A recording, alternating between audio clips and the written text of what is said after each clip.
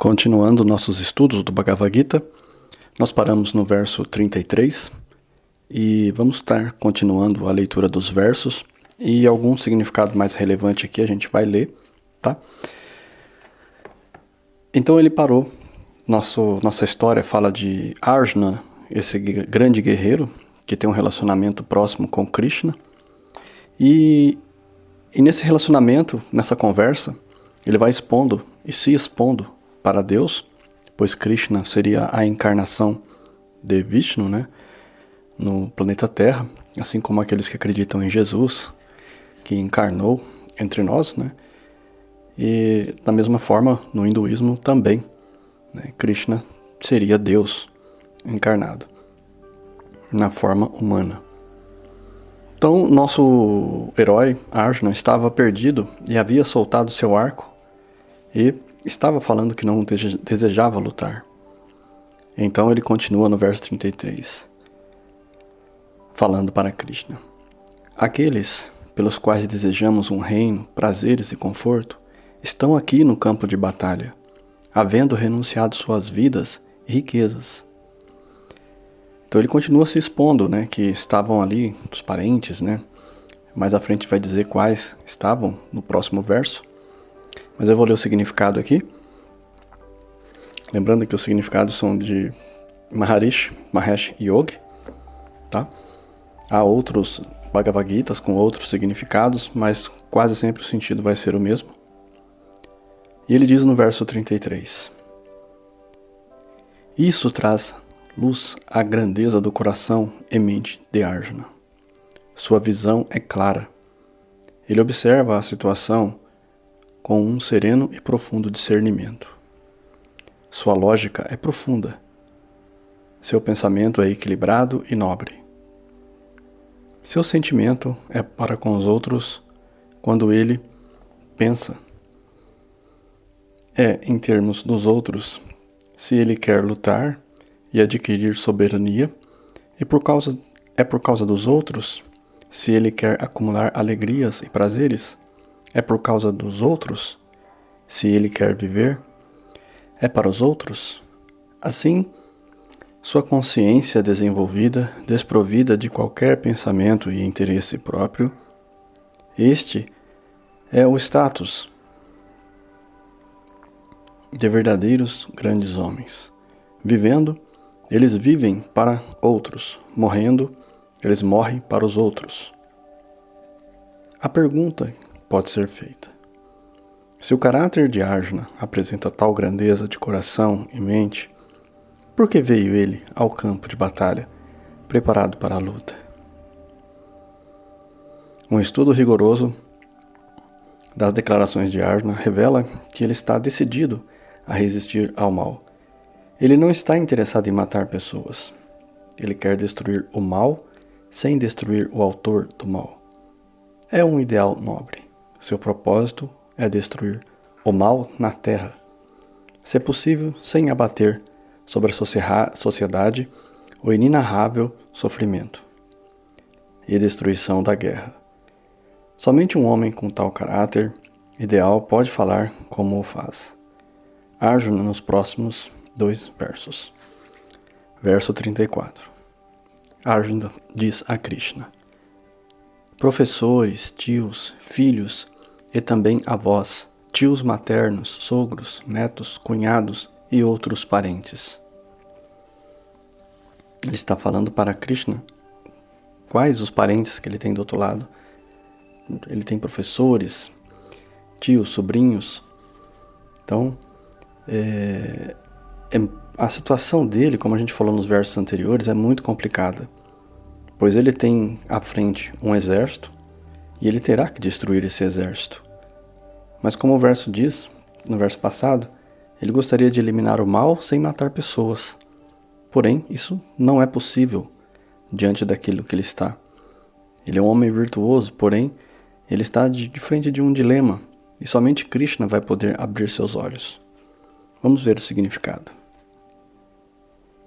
Isso mostra o estado do coração de Arjuna.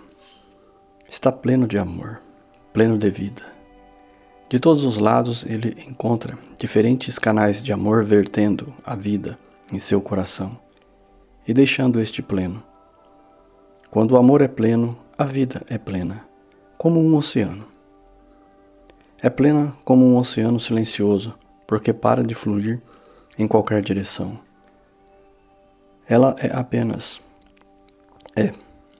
é livre de qualquer desejo.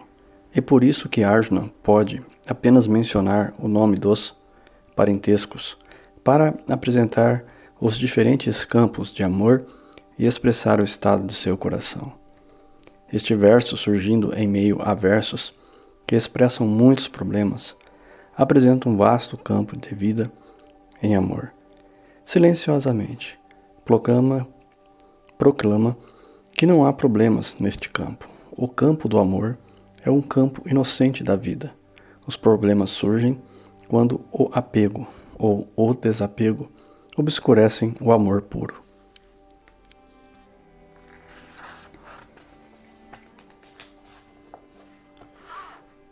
Verso 35. Arjuna continua falando ao Senhor Krishna. Ó Madhusudana, Senhor Krishna, estes eu não desejo matar, mesmo que eu próprio seja morto, nem pela soberania dos 3 mundos, muito menos por este mundo.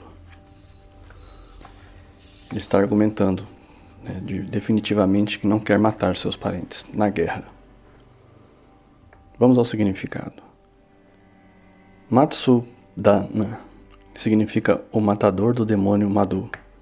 Ao usar esse nome, Arjuna sugere ao Sr. Krishna que, como matador de demônios, ele pode se levantar para matar os Kauravas, se ele achar que são demoníacos. No entanto, no que se refere a ele próprio, ele considera que são parentes queridos e nobres anciãos, e fará o que for necessário para protegê-los, seja qual for o custo para mantê-los vivos. Ele não pode pensar em matá-los. Arjuna fala apenas como faria um homem consciencioso, profundamente ponderado e corajoso. Este é o seu caráter. Ele se mantém em seus princípios. Nada pode tentá-lo a negar os elevados ideais de vida. É por isso que seu pensamento está tão longe de fazer concessões. As palavras, nem pela soberania dos 3 mundos, indicam que a visão de Arjuna não estava restrita no campo da vida do homem na terra. Somente um homem, como ele, poderia desafiar o valor da soberania dos 3 mundos. Tal é a elevação da consciência humana que sustenta Arjuna, mesmo nessa hora de grande preocupação.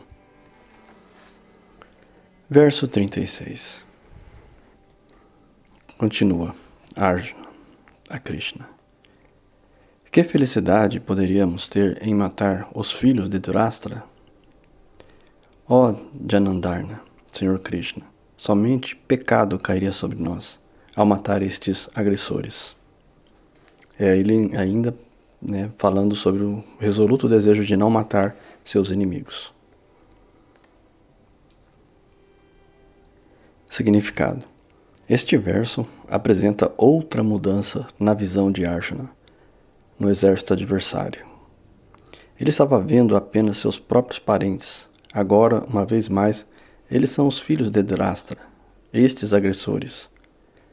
Até agora, Arjuna havia olhado a situação do ponto de vista do amor, mas não chegou a solução alguma para seu problema. Portanto, ele decide considerá-lo do ponto de vista da mente, com discriminação e intuição.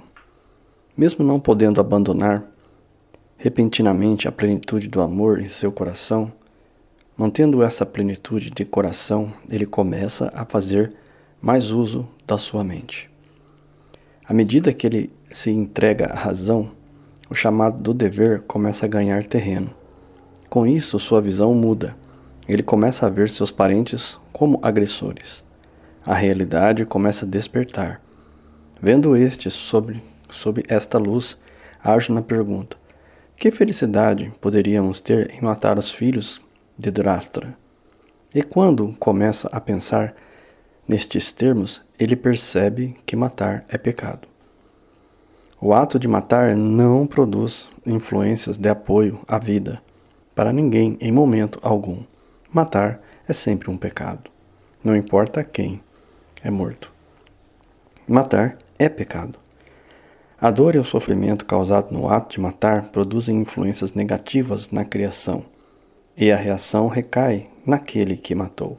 Por isso Arjuna diz, somente pecado cairia sobre nós. Aqui vocês percebem que a gente estava falando nos versos anteriores que o sofrimento é resultado dentre a dualidade que existe entre nós, entre coração, mente, coração, sentimentos e emoções. E do outro lado a razão, que é a discriminação e a intuição, os pensamentos racionais que a gente tem. E percebe como aqui o significado vai mostrando para nós quando ele chama de agressores esses príncipes do outro exército, é porque ele já começa a entender algo, já vai saindo do sentimento e da emoção e vai indo para a razão. Essa parte é importante vocês entenderem para vocês discernirem como a gente pode na vida estar também discernindo os nossos problemas. O Bhagavad Gita ele é muito real e muito atual, se a gente souber interpretar, é claro. Continuando aqui a leitura do significado. Matar os agressores é considerado uma ação correta. A vida do agressor é destruída e assim evita que ele produza mais influências negativas para si e para os outros. Porém, esta justificativa de matar surge de uma consideração completamente diferente. O ato de matar por si só é pecaminoso. Esta é a principal preocupação de Arjuna aqui. Arjuna consegue ver o matar como sendo pecado e até mesmo quando se encontra no campo de batalha. Isso indica que sua mente está clara e sua visão não está obstruída, nem pelos sentimentos do coração, nem pelo chamado do dever. Ele está profundamente absorvido em seus pensamentos, avaliando a situação. A partir de todos os ângulos, Arjuna encontra-se no auge da atividade mental e emocional. Tanto seu alerta mental como sua plenitude de coração são apresentados na inocente expressão da verdade. Somente pecado cairia sobre nós ao matar estes agressores. As expressões que felicidade poderíamos ter, somente pecado cairia sobre nós, indicam que a felicidade e o sofrimento são considerados tanto quanto o pecado e a virtude, pois sofrimento resulta do pecado e a felicidade da virtude. Verso 37. Arjuna continua ainda a falar para Krishna. Portanto, não seria correto matarmos os filhos de Dhritarashtra, nossos próprios parentes. Como poderíamos ser felizes após matarmos nossa própria gente, ó Madhava? Significado do verso 37. Os argumentos de Arjuna foram mais além. Anteriormente era apenas seu desejo, não matar, mas agora ele considera que não é correto para ele engajar-se em matar. Neste verso, Arjuna parece, apesar da mudança de seus próprios parentes em termos de felicidade, que poderia resultar dela, restaria alguma felicidade após matá-los? Isso não significa que a felicidade é o critério da ação para Arjuna. Ele quer apenas enfatizar que não vê nem mesmo alguma felicidade para justificá-la. A felicidade deve certamente ser levada em conta quando consideramos o desempenho de qualquer ação, porque o objetivo de toda ação é o aumento da felicidade. O verdadeiro propósito da criação e evolução é a expansão da felicidade. Assim, se uma ação não resultar em felicidade, então essa ação frustra o próprio objetivo da ação. Em sua execução não pode ser justificada. É por isso que Arjuna diz que não seria correto matar-nos. Gente, lembrando que esse episódio se passa diante de uma guerra, antes de começar a guerra propriamente dita. E essas indagações de Arjuna são como se fossem nossas indagações frente aos problemas da vida, frente às decisões que temos que tomar. Se você entender que você, como Arjuna, como um arquétipo, e que você mesmo sabe como é o desafio da vida, como é difícil essa luta do dia a dia, vocês vão ver que bate muita coisa aqui entre pensamento e emoção, coração e razão, intuição. Vocês vão aprender a discernir e fazer esse discernimento por conta própria. É muito intuitivo tudo isso aqui. E vamos ao verso 38 para a gente encerrar nosso estudo de hoje.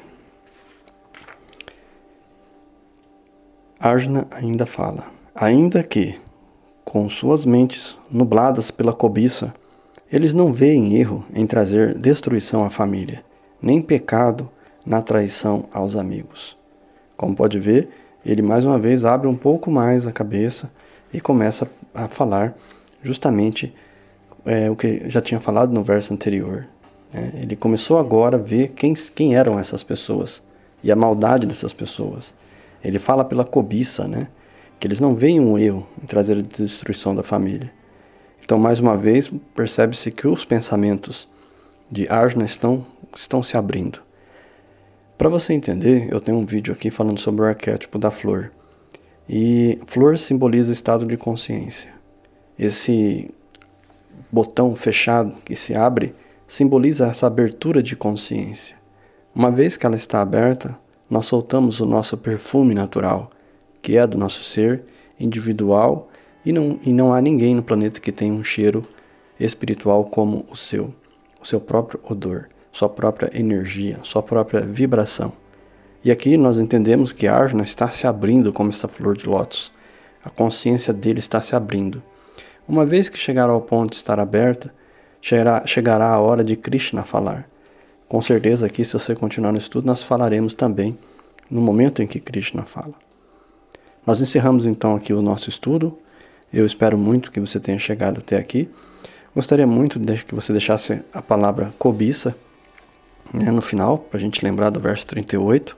Se você chegou até o final, por favor, coloque a palavra cobiça para que eu possa saber que você chegou até aqui. Serenidade profunda de seu coração, eu me torno você.